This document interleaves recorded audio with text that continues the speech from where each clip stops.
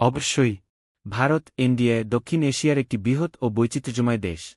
এখানে ইতিহাস, সংস্কৃতি, ভাষা, ধর্ম এবং প্রাকৃতিক বৈচিত্র্যের এক অসাধারণ মেলবন্ধন দেখা যায়। ভারতের কিছু গুরুত্বপূর্ণ দিক।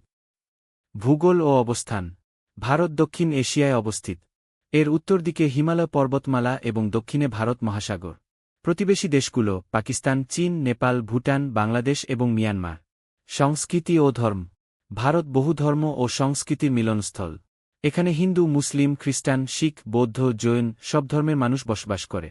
সংস্কৃতি এবং ঐতিহ্য খুব সমৃদ্ধ ও প্রাচীন, হাজার হাজার বছরের ইতিহাস বহন করে। ভাষা। ভারতের সরকারিভাবে দুটি মূল ভাষা, হিন্দি ও ইংরেজি।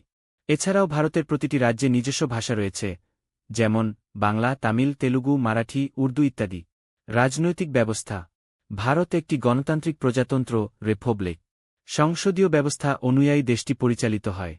ভারতের রাষ্ট্রপতি হলেন দেশের প্রধান, আর প্রধানমন্ত্রী হলেন কার্যকরী প্রধান।